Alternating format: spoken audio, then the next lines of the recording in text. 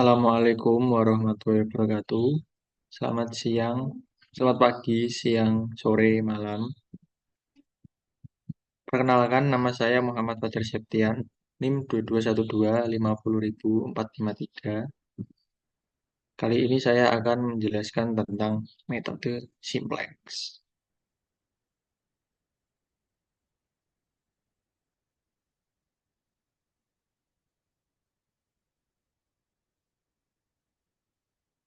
Presentasi ini merupakan hasil dari penerapan salah satu metode pemecahan masalah dalam bidang optimasi, yaitu metode simplex.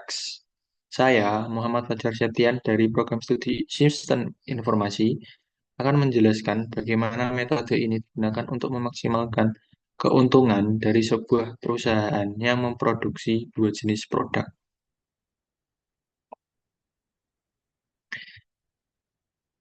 Apa itu metode simplex? Metode simplex adalah sebuah teknik dalam program linear atau linear programming yang digunakan untuk mencari solusi optimal atau maksimum dan minimum dari suatu fungsi objektif dengan mempertimbangkan sejumlah kendala atau constraints berbentuk persamaan atau pertidaksamaan linear. Menentukan nilai variabel yang mengoptimalkan biasanya memaksimalkan keuntungan atau meminimalkan biaya fungsi objektif tanpa melanggar batasan-batasan yang ada.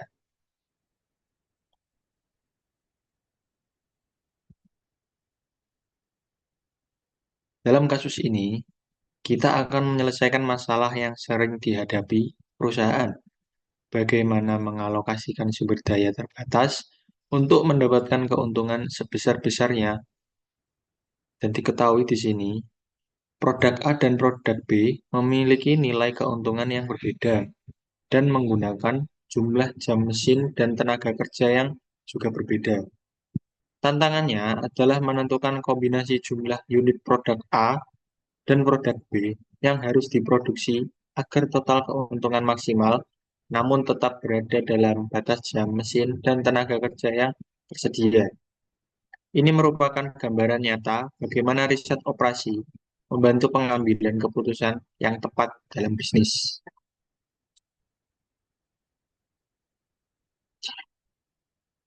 Fungsi objektif Z sama dengan 50.000 X ditambah 40.000 Y.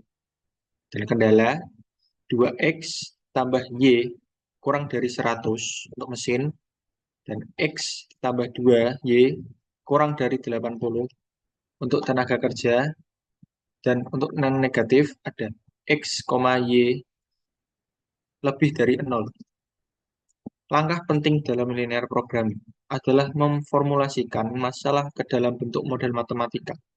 Fungsi objektif di sini mempresentasikan total keuntungan yang ingin kita maksimalkan, variabel X dan Y contohnya, masing-masing memiliki jumlah unit produk A dan produk B. Kendala pertama dan kedua menunjukkan batasan sumber daya, yaitu waktu penggunaan mesin dan tenaga kerja dalam 1 minggu. Kendala non-negatif menegaskan bahwa kita tidak bisa memproduksi barang dalam jumlah negatif. Jadi, X dan Y harus lebih dari atau sama dengan 0. Permodelan ini menjadi dasar untuk proses penyelesaian dengan metode simplex. Lalu, kita tambahkan variabel slack, S1 untuk mesin, S2 untuk tenaga kerja. Dan kita juga buat bentuk persamaan baru. 2X tambah Y tambah S1 sama dengan 100. X tambah 2Y tambah S2 sama dengan 80. Fungsi objektif Z sama dengan 50.000. X tambah 40.000 Y ditambah 0 S1 ditambah 0 S2. Sebelum masuk ke tabel simplex, kita harus mengubah bentuk kendala yang semula berupa pertidaksamaan menjadi persamaan. Caranya adalah dengan menambahkan variabel slack, yaitu S1 dan S2. Variabel slack ini menunjukkan berapa banyak sisa sumber daya yang tidak digunakan. Misalnya, jika S1 bernilai 10, maka masih ada 10 jam mesin yang belum terpakai.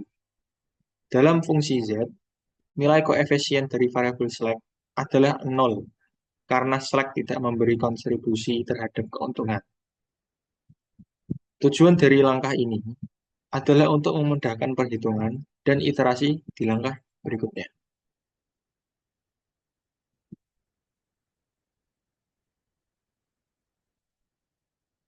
Berikutnya, kita identifikasi kolom pivot dari baris Z, yaitu variabel dengan koefisien negatif terbesar X min 50.000. Tentukan baris pivot berdasarkan rasio nilai di sisi kanan dengan koefisien di kolom X. S1 100 per 2 sama dengan 50. S2 80 per 1 sama dengan 80 baris pivot S1. Ubah baris pivot S1 agar X 1 bagi seluruh baris dengan 2. Eliminasi X dari baris lain, termasuk baris Z. Dalam metode simplex, kita akan melakukan iterasi berulang untuk mencari solusi optimal. Langkah pertama adalah memiliki variabel yang masuk ke basis, yang dipilih dari koefisien paling negatif pada baris Z. Kemudian, kita tentukan baris mana yang akan dijadikan pivot dengan membandingkan rasio sumber daya terhadap koefisien pivot. Setelah itu, kita lakukan operasi baris elementer untuk membuat koefisien pivot menjadi 1 dan menghilangkan variabel tersebut dari baris lain. Di akhir iterasi ini, nilai variabel X masuk ke basis dan nilainya adalah 40 unit.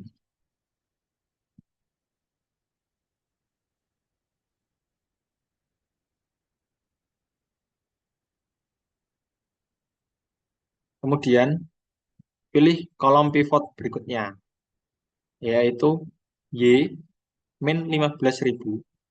Tentukan baris pivot. Baris X 50 per 0,5 sama dengan 100.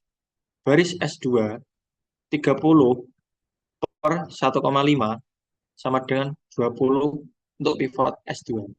Ubah baris S2 agar Y sama dengan 1 bagi semua dengan 1,5. Eliminasi Y dari baris lain termasuk baris X dan Z. Proses iterasi kedua mirip dengan sebelumnya, namun kali ini variabel Y yang masuk ke basis. Kita menggunakan rasio terkecil untuk menentukan baris pivot agar tidak melanggar kendala. Setelah melakukan pembagian dan pengurangan, kita berhasil menentukan bahwa nilai Y adalah 20.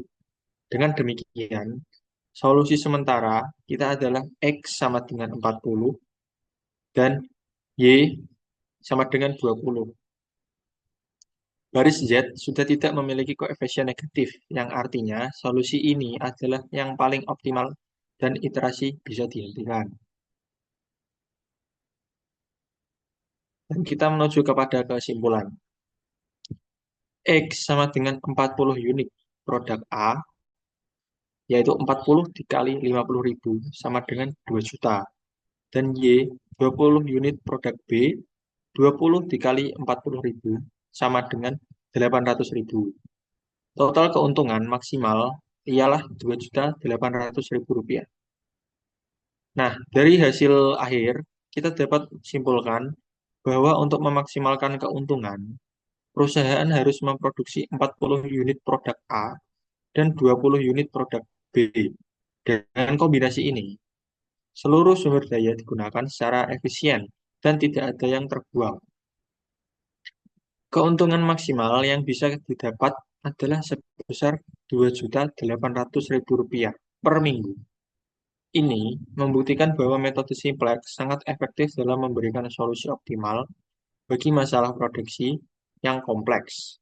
Selain itu, metode ini juga bisa dikembangkan lebih lanjut untuk lebih banyak variabel dan kendala. Sekian presentasi dari saya. Apabila ada kesalahan kata atau tindakan, mohon dimaafkan.